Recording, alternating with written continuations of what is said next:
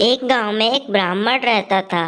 वो एक दिन एक सेठ के पास पूजा करने के लिए जाता है।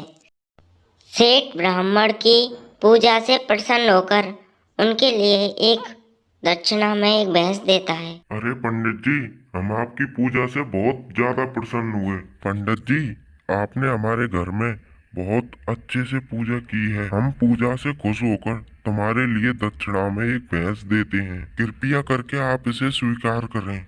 अरे नहीं नहीं सेठ जी, इसकी क्या ज़रूरत थी। अगर आप ज़्यादा ही ज़बरदस्ती कर रहे हैं तो मैं इसको रख लेता हूँ। फिर पंडित जी उस भैंस को लेकर अपने वापस घर लौटते हैं। शाम का वक्त हो गया था। रात में पंडित जी को एक चोर मिलता है। अरे भैया, यूँ रास्ता रोक के क्यों खड़े हो? हमें पहले ही देरी हो गई है। मुझे रास्ता दो। अरे वाह पंडित, आज तो दक्षिणा में तुम्हें भैंस मिली है। मोटा हाथ मारा है, परंतु ये भैंस अब मेरे साथ जाएगी। पतली गली पकड़ के निकल ले। अरे भैया, क्यों मजाक कर रहे हो? हमें पहले ही देरी हो चुकी है। हमें जाने दो। अरे पंडित, तुझे ये मजाक लग रहा है?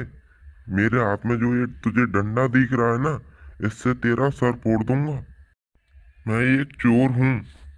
अरे, आप जो कर रहे हो वो बिल्कुल गलत है। आप एक ब्राह्मण के साथ में ऐसा बिल्कुल नहीं कर सकते। क्यों रे पंडित, ये कोई पत्रिका में लिखा है? फिर पंडित जी सोचते हैं, अरे ये चोर तो बहुत ज़्यादा जिद्दी है। ये ऐसे नहीं मानेगा। ये तो मेरी भैंस को छीन कर ही मानेगा।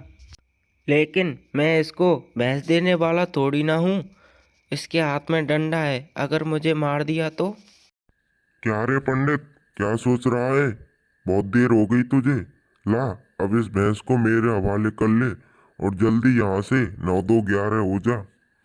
मैं ये सोच रहा था, अगर तुम मुझसे भैंस ले लोगे तो तुम पर बहुत बड़ा पाप लगेगा, क्योंकि मैं एक ब्राह्मण हूँ। बदले में तुम मुझे कुछ दोगे, तब जाके ठीक रहेगा। अरे, मेरे पास तुझे देने के लिए धराई क्या है? अरे वो बात तो है, पर मेरे पास एक उपाय है। अगर तुम मुझे ये डंडा दे दो और बदले में भैंस ले लो तो तुम पर पाप नहीं लगेगा। सोचने लगता है। अरे, ये पंडित तो बिल्कुल ही पागल है। इस डंडा से इसे क्या फायदा होगा? डंडा तो इसे कहीं भी मिल जाएगा, पर मुझे क्या? मैं तो अपना काम करता हूँ। अरे पंडित, क्या खूब उपाय है। ये लाठी मैं तुझे देता हूँ। क्या रे पंडित, क्या सोच रहा है? अब तो तुझे लाठी भी मिल गई।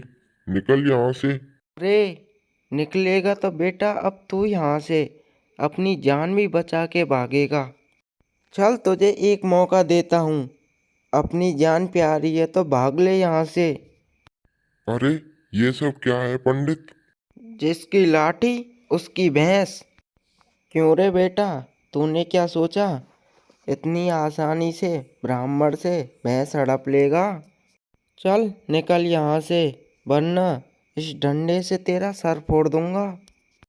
पंडित जी की बात सुनकर चोर बड़ा हैरानी से सोचने लगता है।